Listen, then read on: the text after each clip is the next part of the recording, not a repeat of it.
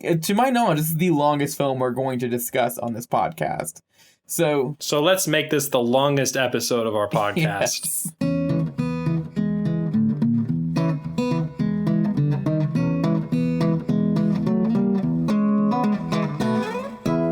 Hello and welcome to A Century in Cinema. My name is Arthur. And my name is Andrew. And this is a podcast where we watch and discuss a classic film from every year. This week we're in 1959 with Ben-Hur from MGM Studios and directed by William Wyler.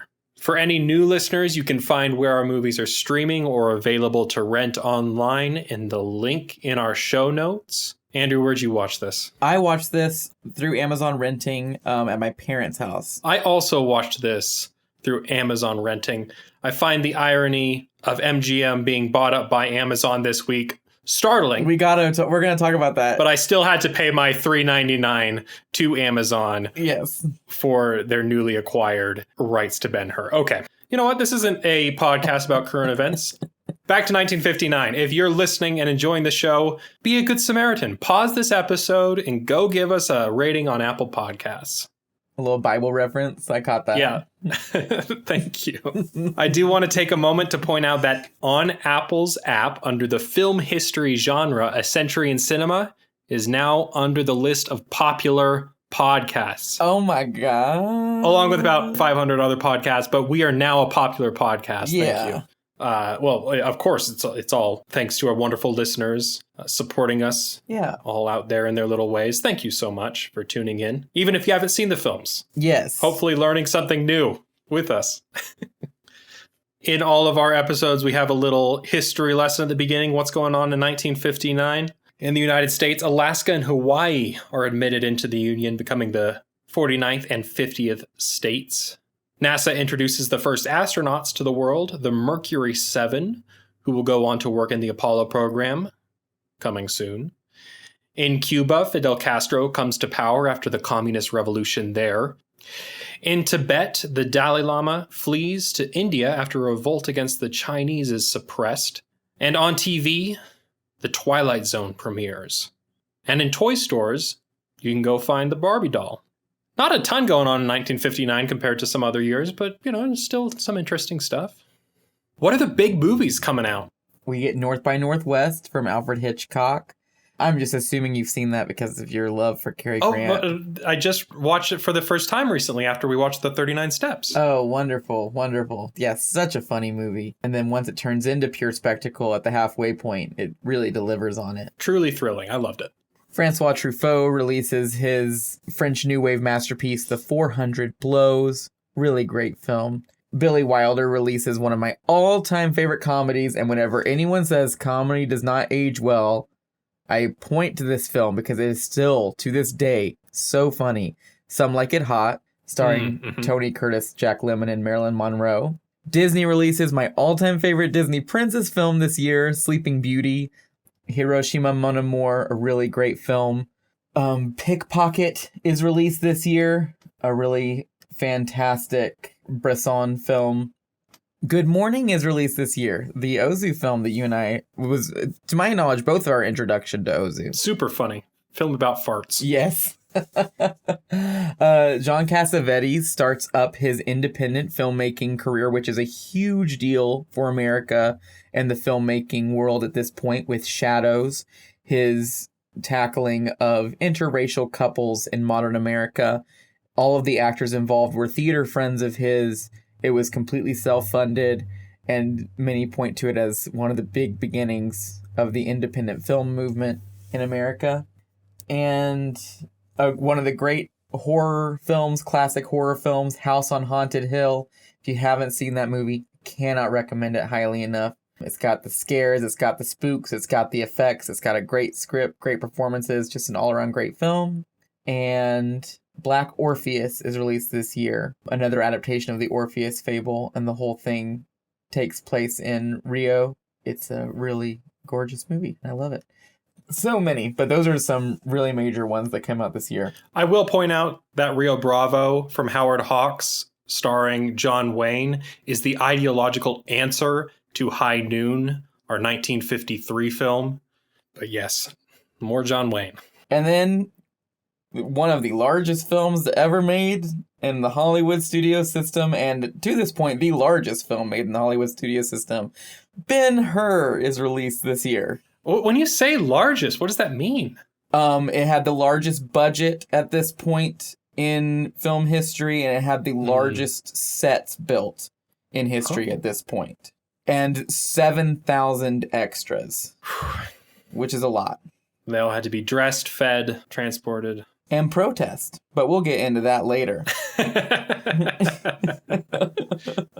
What was the budget for this film? I just want to know, what was the budget for this film? All I remember is that it has a 14.7 marketing budget, and that was considered huge at the time. 14.7 million. I think the production budget is somewhere around 15 million, which is twice as much as they expected. It's crazy how over budget this went. Yes. But adjusted for inflation, I'd have to look up the exact number, but I think if you adjust this for inflation, it's around $130 million, which is kind of like pocket change for the big blockbusters nowadays. I wouldn't call it pocket change. It's pretty substantial. Yeah, but like every movie has a budget of $130 million nowadays, it feels like.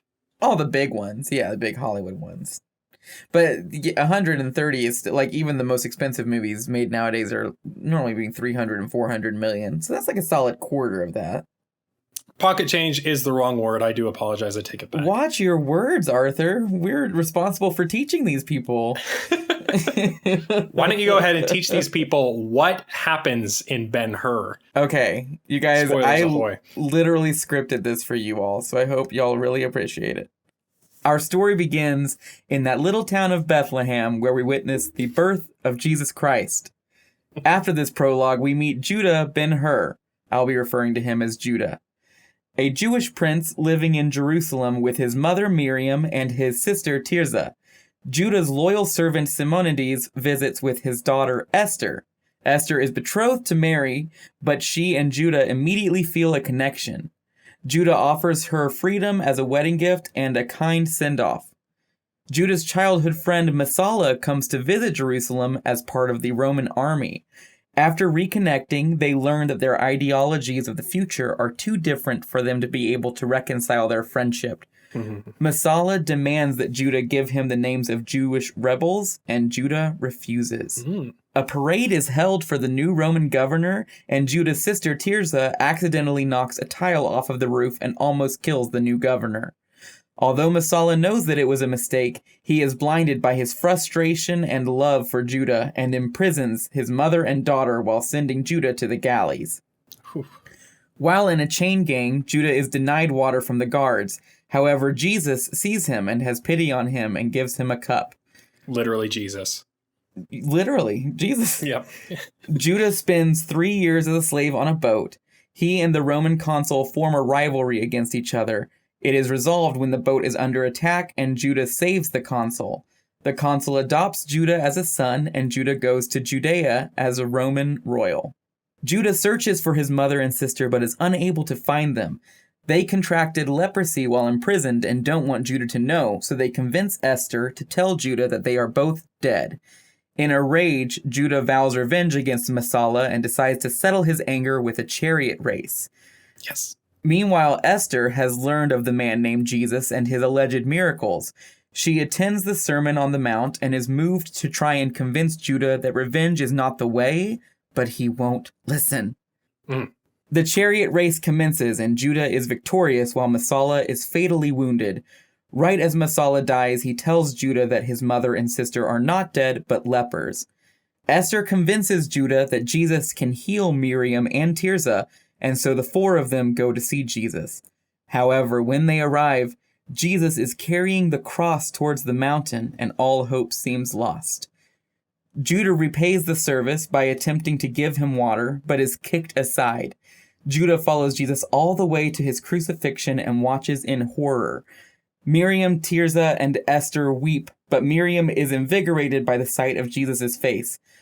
Once Jesus dies, it begins to rain, and the rain cures Miriam and Tirzah's leprosy. Miriam, looking around and realizing where they are, turns to Tirzah and says, "I think we've already been her." And the credits roll.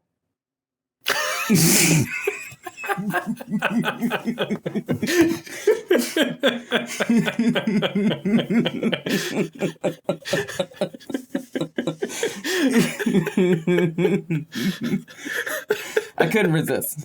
The last sentence didn't happen, to our loyal listeners who don't want to watch a 4-hour film. She never says that, but I wanted her to so badly. But that's the plot. Yeah. Ben-Hur is a 222-minute film, which is approximately 20 minutes less than Zack Snyder's Justice League. Side note, Ben-Hur had the longest score recorded for a film because there's no leitmotifs or recurring themes. It's a 2.5-hour long orchestral piece. And that was the record for the longest score for a film until Zack Snyder's Justice League this year. So there you go. Zack Snyder's Justice League, truly the Ben-Hur religious epic of our times. I haven't seen it, but I'm confident to say that.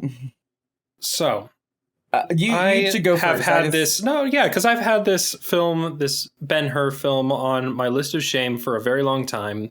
Big, huge Hollywood Golden Age film, epic film of epic films. The poster has always sort of intimidated me. I mean, just look at it, Ben-Hur. It's big. Yeah. And I had it on this list for the Century in Cinema because I wanted to finally watch it. I felt like I had missed out on some big monumental moment in Hollywood history. And you tried to make me take it off. You said, this is a bad film. We should watch something else. Say that. I fully admitted. I just want to take a moment. I fully admitted that I had not seen it in a very long time, but I did not have the fondest memories of it. And I low-key didn't want to sit through it again. And so I just suggested other films. But the films that I do not want to watch do get taken off this list. And this one didn't. You know what I mean? Yeah, that is true. That is true. Okay, but I'm going first. Yes. You know, I liked it. I think you had lowered my expectations quite a bit. And also going into a 3.5-hour long film, you just kind of have to take a big, deep breath. Tell yourself that it's okay to break it up into chunks if you need to. You are not trapped. You do not have to sit there. You can always look at your phone. And I did look at my phone sometimes during this film. So clearly it is not perfect, but I'd be lying if I didn't say I was invested in the characters and that I loved the spectacle of it. I really, really loved the epic grand scope of the film. And the characters are going through the classic Cain and Abel plot that I just am a sucker for. I love brother versus brother and that kind of like revenge story between Judah and Masala. And of course, it all culminates in the chariot race that is, I don't need to say anything about it. It's already been said. And then it becomes a very strange religious propaganda film, but we can get into that. Okay. I can't tell you how many times I've seen this movie because it was like one of those whenever it was on TV, the parents would put it on. So I've seen it in and out quite a few times, and I remembered a lot of the basic plot, revisiting it and watching it from beginning to end and like sitting down and making a moment of it and watching it with my parents. I asked them, when was the last time you guys watched Ben-Hur? And they said, oh, Easter. And I was like, this Easter? And they said, oh yeah, just a few months ago. I was like, oh, so that is still a part of their lives, you know, that is still very much happening. I don't enjoy any of the Jesus stuff at all. I even think opening with the Bethlehem birth is like a complete waste of time and a total distraction. I think that the film folding into the Jesus narrative and the story folding into the Jesus narrative is enough. And you don't have to have it be this weird alongside narrative. You know what I mean? Oh, absolutely. And everything I described was from the other side of the film, you know, the non-Jesus stuff. That's all the stuff that I was totally into. And then the Jesus stuff happens, and it almost feels like the obligation that the filmmakers have to put into the film. I don't want to say that they don't care about it, but the other stuff's the more impressive stuff. I don't know if it feels like an obligation. It feels like they are doing it with such reverence. One thing that is interesting, and I'm sure has something to do with religious appreciation or honor or respect or something, is that they never show Jesus's face it's always partially obscured somehow. But I guess it's because no face could ever be as holy as that guy's face. But his skin sure still could be white. Definitely. But I guess everyone's skin is white in this film, so is it even a point to make? I mean, it's worth mentioning because, yes, Romans were probably sort of whiter than the Middle Easterners they were oppressing. Yes. For sure. But everyone's white in this film. There's a very strange depiction, because not everyone is white in this film. Oh, yeah. There is a very strange depiction of slavery, and when it's the slaves that we are supposed to care about and have sympathy for, it's all white people, and their deaths are tragic. And that is a part of Judah's narrative, as he is a slave. But then there is also, I guess I would describe it as a minstrel show type thing that happens once Judah becomes a Roman royal and he's in the palace. And it's a complete sight gag. There's no background given. There's nothing about the plot. It's just a troupe of black actors, and they are all doing this very, I would call it, exotic dance. If it had been Judah sees it and says, oh no, these people are slaves too, or had some sort of moment of empathy, then I think it would be fine. But instead, he's drinking his wine and watching it and is mildly amused by it. But they're not the slaves we're supposed to care about. So, therefore, they are all played by black people. It is a very weird, I guess, implies that it's somehow hard to understand. It's totally obvious why that's happening. But who cares what we think? Let's talk about what Bosley Crowther thought of this film There we go. in 1959. Bosley Crowther, our go-to film critic, to give us a glimpse into the zeitgeist of the era. I have not read this yet. He loves it. I can tell you that. He just loves it, loves it, loves it. Quote, within the expansive format of the so-called blockbuster spectacle film, which generally provokes a sublimation of sensibility to action and pageantry, MGM and William Wyler have managed to engineer a remarkably intelligent and engrossing human drama in their new production of Ben-Hur, end quote. I have never seen him this flowery in quite a while. He really loves this film. Definitely liked it more than Best Years of Our Lives, although he liked that one. Best Years of Our Lives, the 1946 film from the same director, William Wyler, about World War II veterans. Also a very long film, but the human drama in that, I would say, a little bit more captivating. I was more engrossed with the serious nature and drama in that film. Whereas this, I did feel like my attention could slip every now and then. And even Bosley Crowther at the end of his review here says he could go on and on about how much he loves this film, but, quote, space does not permit it. Otherwise, this review would run too long, which is the one thing this picture does distressingly. 3 hours and 32 minutes of it, not counting intermission, is simply too much of a good thing. The simulated soul may be willing, but the tormented flesh is weak. End quote. What a drama queen. That's so funny. Man, what's wrong with my brain, dude? Like, this was nothing. This was easy. I don't know. 4 hours is nothing now. It seriously is, though, because we binge watch shows, 5-hour dramas, 7-hour dramas, like that. Did you ever see that run-up of The Irishman, directed by Martin Scorsese, that said how to watch The Irishman as, I think it was 200 and something vines? No. And it's just it's just all of these different timestamps with different little quotes next to them for what that vine would be called. That is funny. Yeah. Queen's Gambit, all those miniseries that the streaming networks are putting out now, those are longer than this by a long shot. And people eat those up. So even though this is a very long film, and even though long films exist, I don't think people should be as intimidated by them as they put on about. Yeah. I mean, we joked about it earlier, but seriously, Justice League is longer than this film. And maybe not this film, but I wish more people watched long films.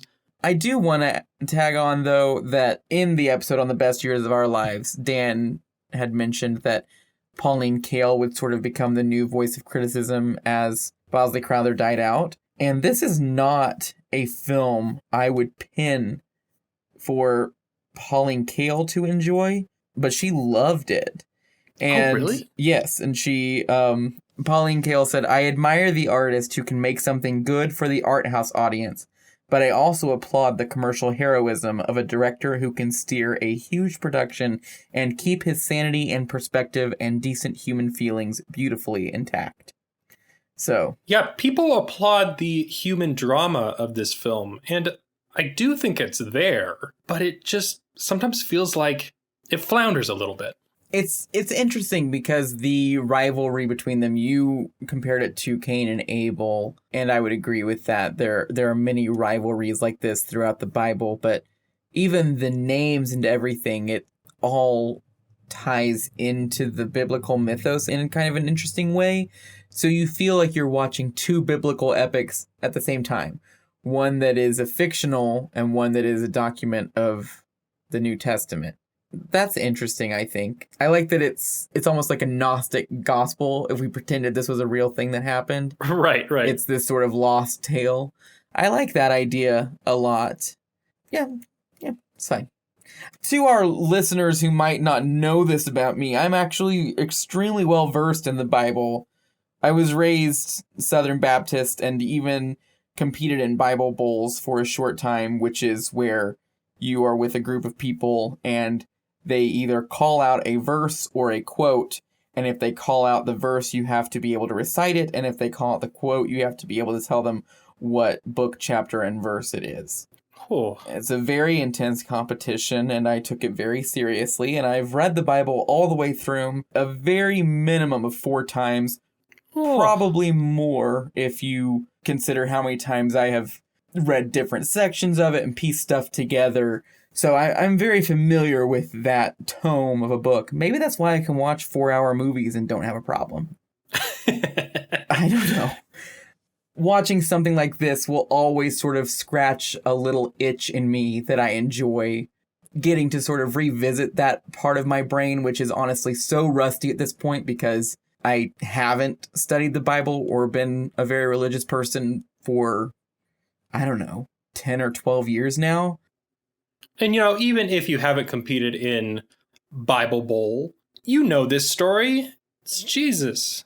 And yes. I think the entire Western civilization can get quite a bit of enjoyment out of this because it's the familiar tale of Jesus Christ of Nazareth and the crucifixion. But I hate to kind of sound like a heretic, but this is kind of like fan fiction, isn't it? Oh, it's very much fan fiction. I mean, the fact that there is a character named Esther and she is a slave woman and she does fall in love with a man of a higher status who is essentially her owner and then is able to persuade him to change his mind.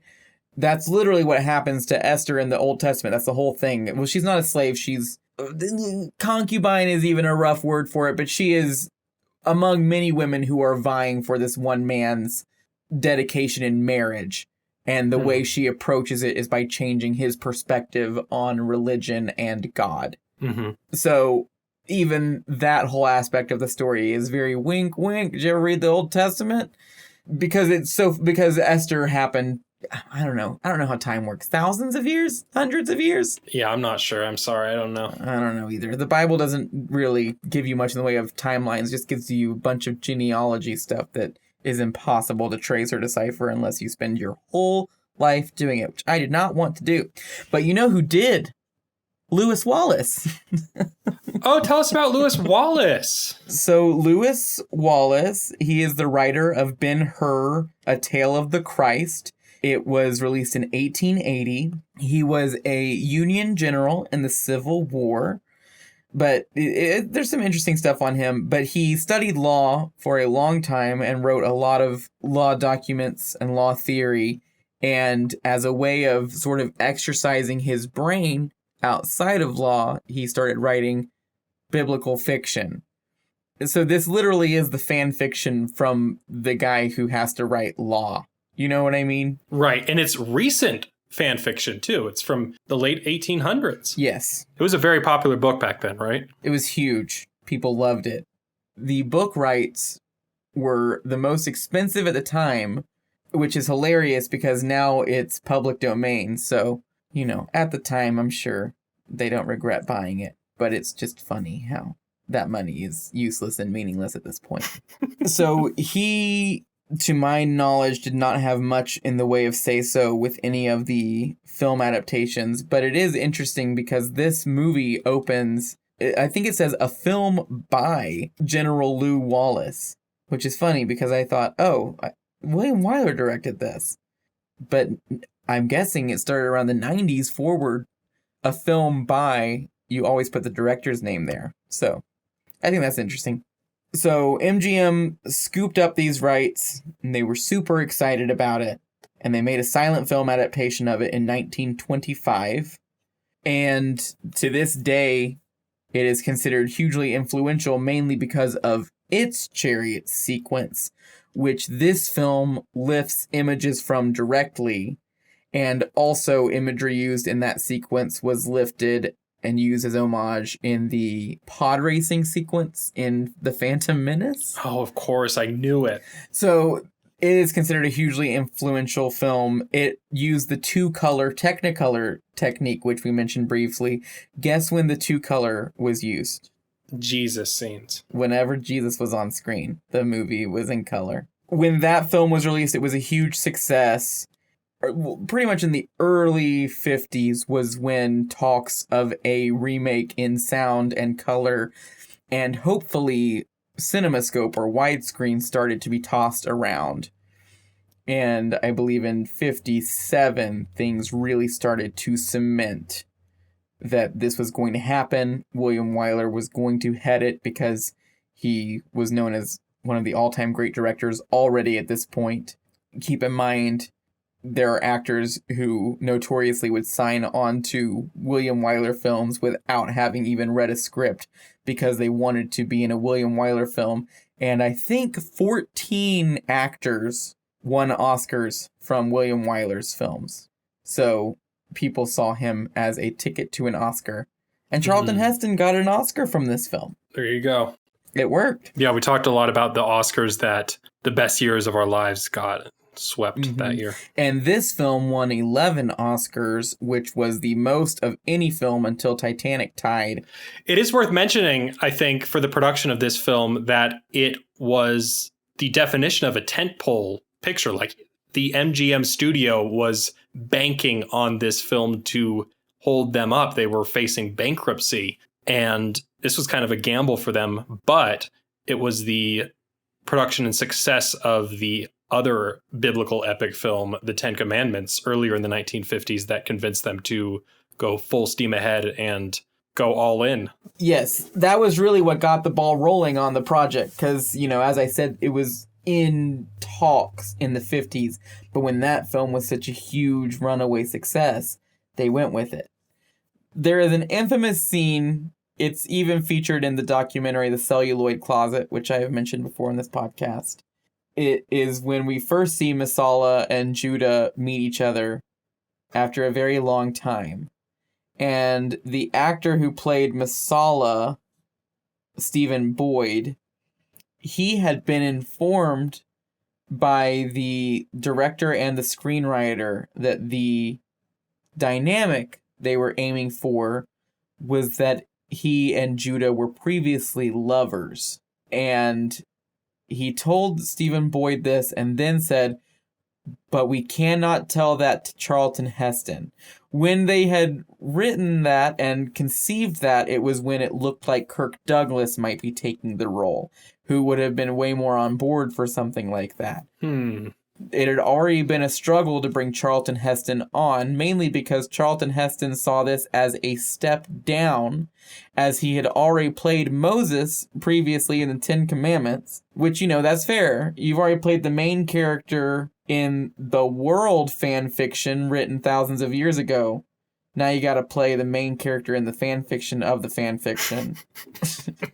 They said you cannot tell Charlton Heston that this is that there was a gay romance between you two. And when you watch that scene of them first meeting, it's in their eyes. You can see that Charlton Heston is acting as if this guy is sort of a brother, and Stephen Boyd is looking at him as if he is the love of his life. Oh, it is yes. Such a good scene. And I think that adds to their dynamic, because it's clearly Masala who is hoping to somehow rekindle this. And it's clearly Masala who is actually gay. There's even this weird part in that conversation where he said, oh, my sister was always so in love with you, wink, wink, nudge, nudge, thinking, maybe they can make something happen. And Masala just says, yes, well, and then continues forward. And then in one of the iconic moments of queer cinema, they have a spear throwing competition. And we literally get to see their dicks cross on the wall. Right? Their scenes are riddled with symbolism. It's all there. Again, it had been so long since I saw this. And when they threw the spears, I thought, oh, well, that was not subtle at all. I don't know. It's just these huge phallic symbols and they throw them at each other into a wall. You told me that this was the gayest sword and sandals film Hollywood ever produced. So I was looking out for it. I did not need to kind of be on the lookout for this. It's on the surface. Okay, but what I said was right. Oh, yeah. And Masala even has the line, I think it's Masala, there's even the line about how the relationship between Jerusalem and Rome is like unrequited love. Like, it's clearly an important line. Yes. I thought it was going to be subtle. It's not.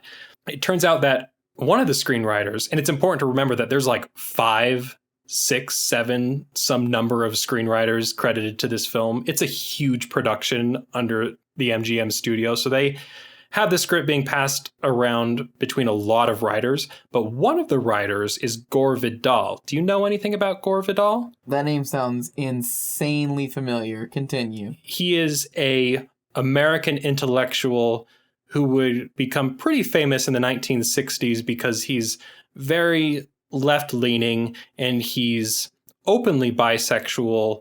He gets into the political arena and there's all sorts of stuff to say about that. He has gone on the record saying that he felt that Masala's character would not have the sort of insane reaction against Judah Ben-Hur unless he was a spurned lover. So I do think that is Gore Vidal's influence on the script. The book I know Gore Vidal from is Myra Breckinridge, and also his notorious interview about Roman Polanski, where he very much defended Polanski. Oh, shit. When asked for clarification on his statement, he said, the media can't get anything straight. There's usually an anti-Semitic and anti-fag thing going on with the press. I'm not going to talk about Roman Polanski on this podcast. So, anyways, what were we talking about? Are we talking about Ben-Hur? Who saw this movie? Have you guys seen this movie? Write a comment on Facebook if you're ever going to watch Ben-Hur. The homosexual subtext in the film is just text, in my opinion. Yeah, that's fair. I mean, it is subtext in the fact that no one says, I'm gay, and then two guys don't have sex. No, that doesn't happen. I want a flashback scene of Masala and Judah's one night of passion. I do think it was a one-time thing, and it was one of the situations where Judah looked at Masala and said, okay, well, I don't think I want to do that again. And Masala said, oh, yeah, me neither. And then cried into his pillow for the rest of the night. Why don't you get on that? Why don't you get the fan fiction of this fan fiction of the going? Fan fiction? Yeah. I am 100% sure that already exists. There is no need for me to write that. Anyways, there's a really good chariot race in this movie. There is. When my takeaway from it, even though I didn't much enjoy the rewatch, was, okay, this is stunning. the dummy work versus the stuntman work was kind of impossible to tell, especially when I thought for sure, oh, one of the dummies was when Masala got run over by a chariot. But then I found out that one wasn't a dummy. He was wearing this metal thing underneath his costume and let the chariot roll over him. The horse is trampling him, which is a cut. That was a dummy. But before that cut, when he just comes off the chariot and it rolls right over to him, that was him in like a metal guard thing. Good Lord. Charlton Heston doing that front flip out of his chariot and landing back was an accident. The stunt man who did the front flip flew out of the chariot and landed on the ground, mildly injured, but they really wanted to keep that in because they loved the way it looked so much. And they realized, oh, we could cut that right there and make it look like it's Charlton Heston's character who flies out of his chariot and then comes back into it. A lot of crazy stuff going on. And the fact that we don't know if someone died or not on set is really disturbing. There are many accounts saying that someone did, and then there are just as many accounts saying that no one did. And there doesn't seem to be any actual fact or documentation of it. So that's fun. You feel like you're watching a stunt where someone could die multiple times throughout the sequence. Oh, yeah. Not only that, but cuts. I mean, there was way more of this filmed. There was way more of the chariot race that was going on than what we see on screen. Who knows what was left on the cutting room floor that didn't make it in the final film. So the ratio of footage shot to the footage used was 263 to 1. See? So who knows?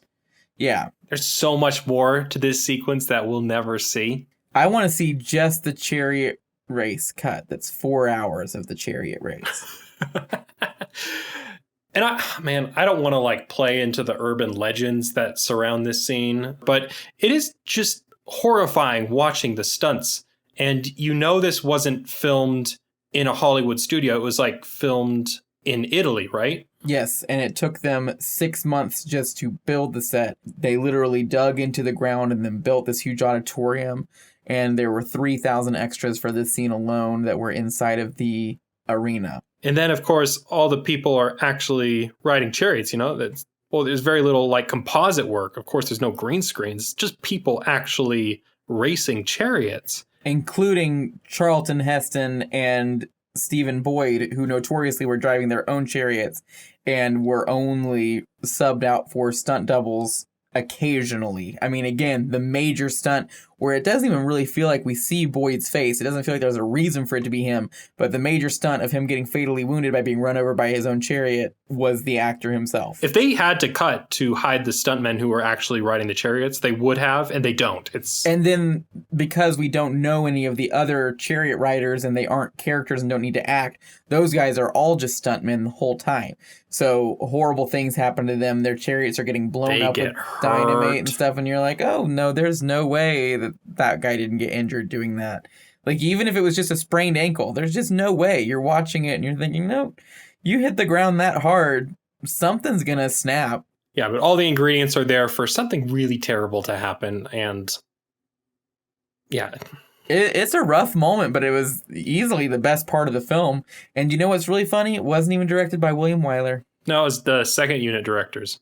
And they originally were planning on Wyler to direct it and had presented Wyler and his first AD with footage that they shot using just stuntmen. And it was just sort of a working cut thing. And Wyler saw that and said, oh, you guys should just direct this because I have no idea what I'm doing. And this looks really insane. I think that was a really good move because it separates this sequence from the film in a visual way that is really wonderful. It gives it this very unique flair. William Wyler in general is very knowledgeable about the language of cinema and is a rule follower, which is something I really respect, truly. The entire film has a very consistent aesthetic and a very consistent use of camera movement and angles and lighting, and it all feels very cohesive. And then this one moment of brutal force where the entire plot comes to a head and the main the main confrontation of the film hits its peak, it turns into this very shaky, very uncontrolled and manic movie for about 10 minutes. And it really makes everything work. I think it makes the sequence work much better than if Wyler had attempted to direct it himself after seeing the test footage. Yeah, that's a good point. Also, Sergio Leone worked on this sequence. He was one of the assistants, I believe, to Andrew Martin. Andrew Martin and Yakima Kennett were the two second unit directors who directed this sequence. And I believe Sergio Leone was Andrew Martin's assistant. And we will be talking much more about him when we discuss his Western classic, Once Upon a Time in the West. So I thought that was really interesting that he was there on set. Another really interesting part of this movie, like I said, about 3,000 extras were used. 7,000 extras were hired. And then by the end of the filming, they were only using about 1,500 a day because they realized they didn't need the crowd shots to be filmed. So they ended up with a bunch of people who were hired and then all of a sudden fired. And so they started a huge riot outside of the set, and they didn't stop until the police arrived. But it was thousands of people. It was like over 3,000 people protesting outside of the set because they'd all been kicked out of their jobs, some of them without even filming a single day. So that's interesting.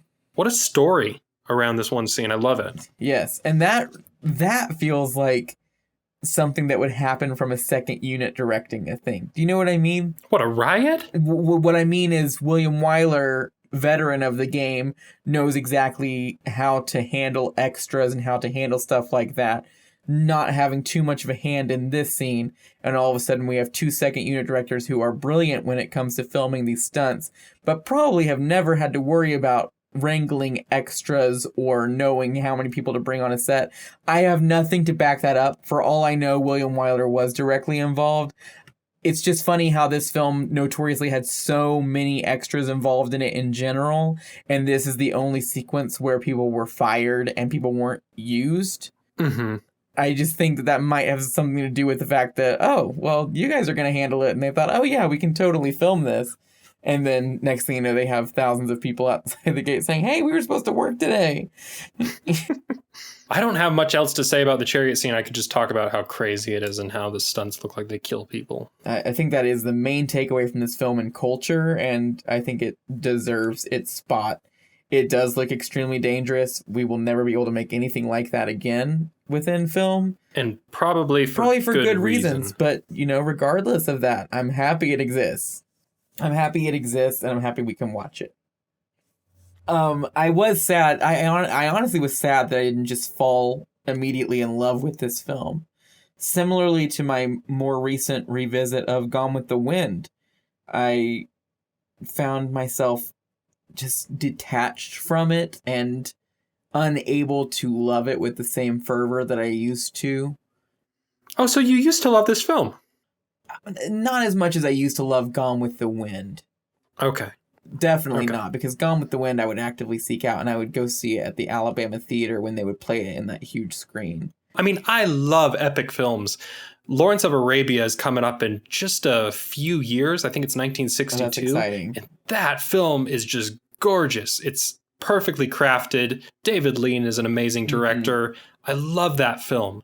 But I don't love this film. And is that just because I am so disconnected from the religious themes that are so important to this film and what it's trying to do? I don't think the really heavy-handed religious material works for this story that well. I think it creates an inconsistency, and it also sort of creates a literal deus ex machina at the end.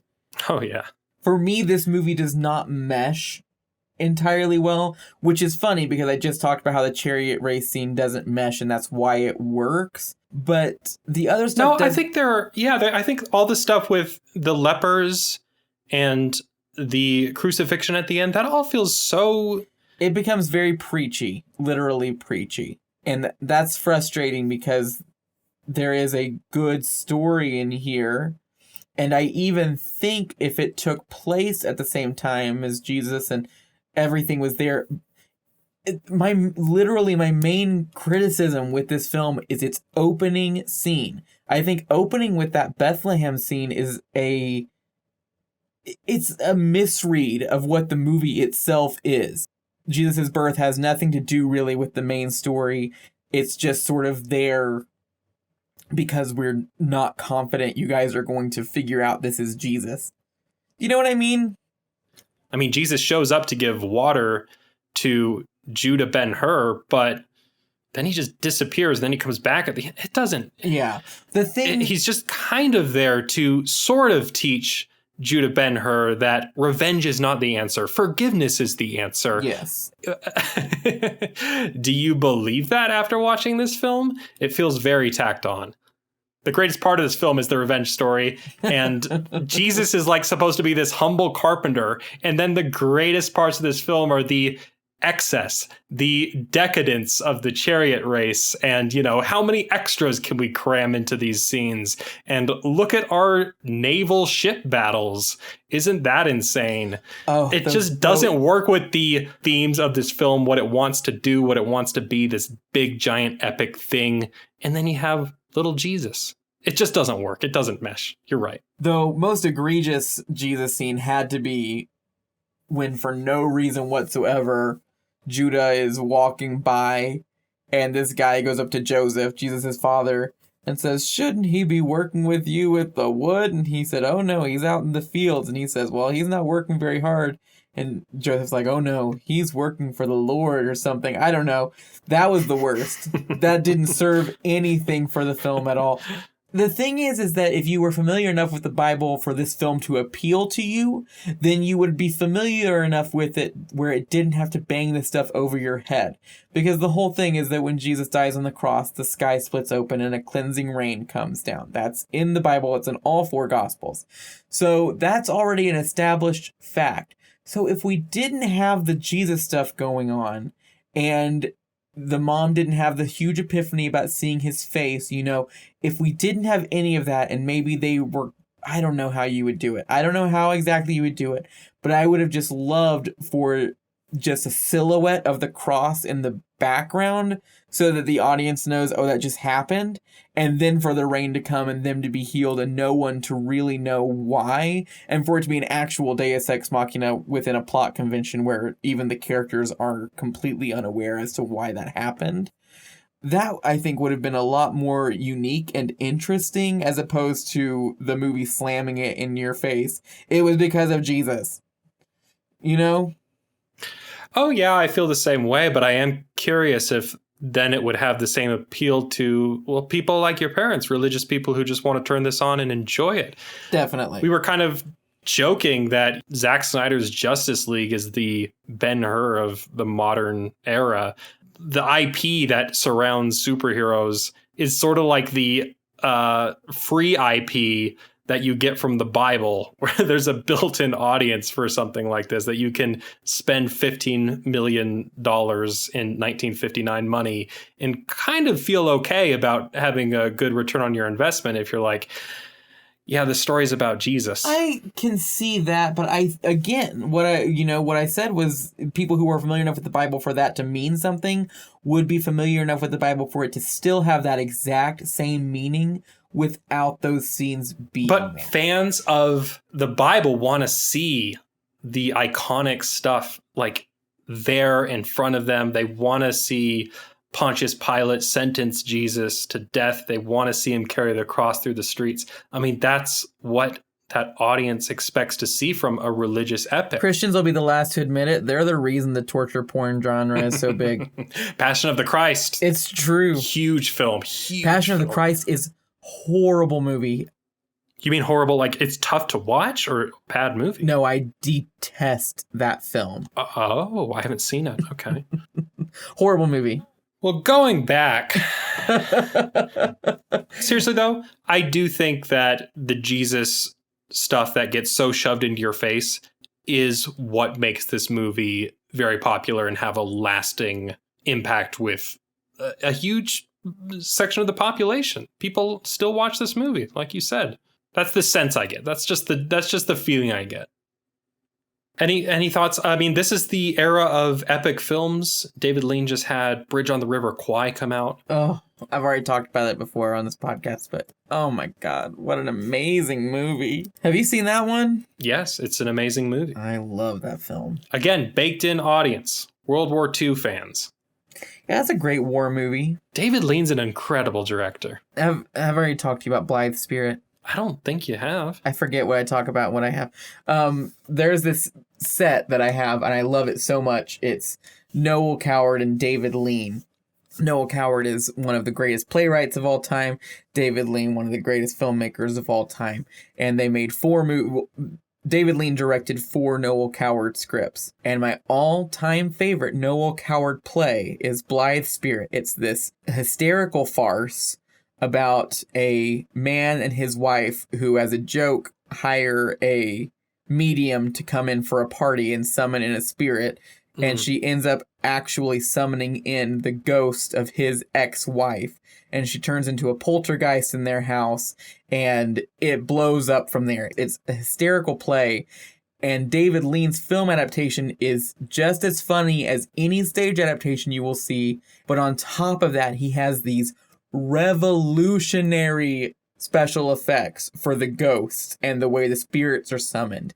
There's so few comedies that are able to have huge spectacle be a part of their appeal, and this film has both, and it's everything. It's probably my favorite David Lean film. I love it so much. So that's my David Lean recommendation, since I don't think we're doing an episode on him at any point. No, sadly. Any final thoughts on Ben-Hur, Andrew? I do think it's an important movie, and I do think the chariot scene is incredible. I would recommend it, but you've all heard what I had to say for the past hour. It's a mixed bag for me, but the stuff that is good is incredible. Yeah, a mixed bag for me too, but man, I still really liked this movie. Yeah. Maybe I was expecting something worse, something more religious, I'm not sure, but there's plenty to like for someone who doesn't like religious films. I would agree. It's properly epic, and I do love a good epic film. Carve out your day, really settle in, and just get lost in the Sword and Sandals epic. It's cool. So interesting that MGM was in this dire financial state when they made this film and risked it all in a heavy way with how much this movie cost. And it was a huge success, huge financial gain. And then 60 years later, make a remake that flops so hard. And they even moved that film's release date to late summer because they thought that they could really pull off an epic with a huge box office return. And it flopped so hard, and they've been trying to recover so much from it. And now they've been bought by Amazon because they have no other choice. So Ben-Hur put them on the map in the 20s. Ben-Hur saved them in the 50s. Now full circle. But MGM for a very long time has just basically been a distribution arm for James Bond films. You do not see the lion roaring in front of many movies these days. We didn't even talk about the lion not roaring at the beginning of this movie, which was hilarious to me. So what I said was that he was about to roar, and then someone showed him the runtime for the movie, and he got so distracted by it that he said, forgot. Whoa. And then he just goes, whoo, and then it just fades to black. Apparently they believed that the lion roaring didn't feel like it was tonally correct for the birth of Christ in the next... Is that true? I read it on Wikipedia. I don't know if it's 100%. Oh. I mean, that's where we get a lot of our stuff, so I don't know why I'm being sarcastic about it. It's just, that's so funny. Do I have anything else to say about anything? I mean, we're here at the end of the 50s. 1959. Another decade. I can't believe this. It's going by too quick. My little baby's growing up too fast. We are 10 weeks away from being halfway through. That's weird to think about. I don't want to think about it, It's so weird to think about. I didn't ever think we were going to make it to this point. Have we gotten better? At doing this? Definitely. Oh yeah, the episodes are so much better now. You listen to the early ones now. And I don't say the first episodes are bad, because I'm still proud of the content, but we have just gotten so much better. At the end of each decade, we have always had a moment to just sort of digest what we went through, talk about what we really noticed about film history for the past 10 episodes, 10 years, and then talk about our favorite moments, our least favorite moments. We laugh, we cry. Andrew, what do you think? What do you think the 1950s really mean for film history? What's going on? So I really liked the international flavor we had this entire decade. I loved getting to go into Soviet film and getting to go into Japanese film, starting it all off with a French film. I think that film at this point is completely comfortable as an art medium, and throughout the 50s, people are trying to push it out of its comfort zone. Orpheus is, this attempt at telling a simple narrative that has a much grander meaning when put into the context of the director's other work. So it's sort of, a director making a statement on auteur theory within their own film. You have High Noon, which is doing this super ambitious concept of making the time that a movie lasts a part of the plot itself. Then you have, of course, Ozu and Mitsuguchi, who had, in their defense, had already been doing all of this stuff up to this point, but they are telling much more mature stories and telling stories that, if written on paper, would not come across as cinematic. Mm-hmm. And then proving that with film, you can make anything cinematic, Rebel Without a Cause, just making this huge criticism of the decade it's in. Cranes Are Flying is like, look, you can just throw a camera around and things still look really cool. I mean, I don't even have to talk about Invention for Destruction or Ben-Hur in this aspect, I'm sure. Like, they both just broke new ground with what you could do visually and on a level of scope. So it really feels like this is a very boundary-pushing decade, and it's within America at this point. The Hays Code is so hated by everyone, even conservatives within Hollywood, and we are just a few years away from that finally just completely being eliminated. And I think content-wise, especially in Rebel Without a Cause and The Searchers, I can see that push of, okay, we want to be able to do things that are a little more risque and a little more boundary pushing with our films. So I think that's how I would define the films we watched of the 50s. Pushing the boundaries. Filmmakers, especially in Hollywood, feel pressured to push all sorts of boundaries right now because you have everyone at home owning a television. So you see all the gimmicks, the CinemaScope, more color film, and gorgeous, gorgeous landscapes in order to separate cinema from television. And I do feel like those boundaries are being pushed because they have to be in order to keep the cinematic art form alive in the face of those changes. Mm-hmm. But yeah, it gets grand. The scale just kind of explodes, doesn't it? Yes. And I feel like this is the first decade. I mean, I would recommend a ton of the older films that we watched, but this is the first decade where I feel like we're starting to see movies that modern audiences have already kind of sought out. That's not fair because I just know people who were alive in the 1950s. So people I know who have seen High Noon, Rebel Without a Cause, Ben-Hur. But these are popular films. I do feel like this is a lineup of films that meet a certain criteria that modern audiences expect from cinema, quote unquote. Also, I want to point out the nuclear anxieties that seem to be prevalent in a lot of our films. The Thing, Godzilla, Rebel Without a Cause even has it, in Invention for Destruction.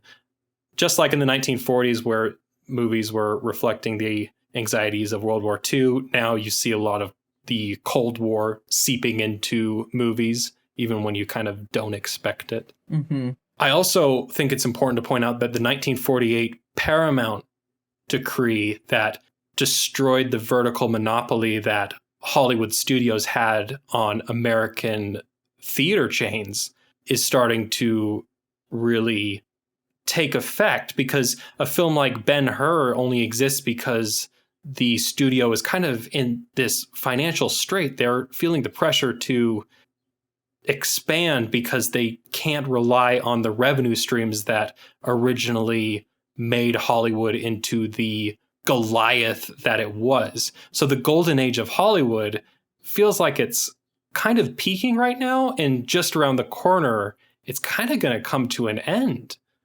because of these mammoth productions like Ben-Hur that start to fail. Yes. Andrew, what was your favorite film from our 1950s lineup? I know I say this every decade, but I do I do have one of my top 50 films here too, which is Orpheus. So that's tough, but I love that film, and I love The Cranes Are Flying as well, which honestly, this is what's funny is that with that very recent revisit of Soy Cuba, and Soy Cuba was my first Kalatazov film. So that was sort of where my passion began and how it all started. But watching them so closely to each other and revisiting them, now I'm wondering if I actually do think The Cranes Are Flying is better than Soy Cuba. Oh, I think it is. And, but I didn't think so at the time because Soy Cuba blew my mind in such a huge way when I first watched it. But The Cranes Are Flying made me weep like a baby when I watched it this second time. Now The Cranes Are Flying is creeping up, Soy Cuba is creeping down. That's just how things work. That's why I never try and do like a specific list of these are all of my favorite movies and this is my top 50, and why I never rank anything, because it is always changing all the time. And all it takes is one more revisit for me to change my mind. So, but those are the two highlights for me. That being said, Sancho the Bailiff, an incredible movie that, it just is, it's a heavy one. And I love a good heavy movie when it's done right and it doesn't feel like it's cheesy or overly sentimental, and that goes for Tokyo Story as well, but Sancho the Bailiff cuts me a little deeper and a little more raw. And Invention for Destruction, I just think, is a delight. I loved them all. High Noon, a great movie from my childhood. My least favorite film from the 50s was definitely The Thing from Another World. That being said, I had a great time watching that movie and discussing it with you. There were no bad movies this decade, I don't think. Oh. Yeah, this was a decade full of great films. We did well. We did good. Yeah. These were good picks. Yeah. Happy for us. You already talked a little bit about The Cranes Are Flying. That was definitely the big surprise for me. I loved that film. I do think it's a masterpiece. And Tokyo Story is another masterpiece for me. I'm happy I finally got to see Ozu's magnum opus. Mm-hmm. I was really surprised by films like Rebel Without a Cause and High Noon. They feel like smaller films. They feel a little simpler than those big epics like Tokyo Story. They're still amazing. They're fantastic movies. I'm really happy I saw them. You already said The Thing's fun. How can I put my feelings for The Searchers? I don't like The Searchers. I had a feeling that was your least favorite from the decade, just from our discussion. Absolutely my least favorite. My feelings on it are really kind of all over the place, though. I do think it's a film that kind of justifies genocide and is really racist. I think it's ugly. Not visually. It's visually gorgeous, but its heart is just dark, man. I didn't enjoy watching that. I have very conflicting views on it as well. It definitely was not my least favorite because it gave me so much to chew on, and I did enjoy the visuals so much, which is something I can't really say for The Thing from Another World. You know, aesthetically, that film was like... Absolutely, yeah. I'd seen that movie a million times before, you know? I've seen that black and white schlocky 50s horror film a million times. So The Searchers has that leg up on it, and also, I would agree that there is a dark center to what the film actually says and what's in the film. But I don't think its heart is necessarily in that dark place. I think its heart and its intention is the opposite of that, but the people involved in making that statement are so naive to it and so unaware of their own personal place in this history of the United States and in this perspective on these relations that they are ill-equipped and unable to make the statement they want to. I think that's well put, and I think you're being very generous. I would want to watch more John Ford, John Wayne films. Mm-hmm. Yeah, but these were all bangers. I would honestly recommend these to anyone, all of these films, especially if you're looking to just get a brief overview of the 50s, which is kind of what we present on this podcast. I really do think we did a great job at showing what the world was doing at this time. And I really enjoyed discussing them all too. Hell yeah. What a great decade. To any listeners, go through the list. See what pops out at you and just check it out. They're all really, really good. Worth watching. Yeah. All right. What are we watching next week for 1960? Eyes Without a Face. Eyes Without a Face. Whenever anyone says I really like cerebral horror, or if they like camp, if they like campy movies or cerebral horror, I recommend this film. It is such a unique movie, and there's a lot to munch on, and I think you're going to have a really fun time with it. Alida Valli from The Third Man, she is much older now. She gets to play a much different character, and I think you're going to be very entertained by her.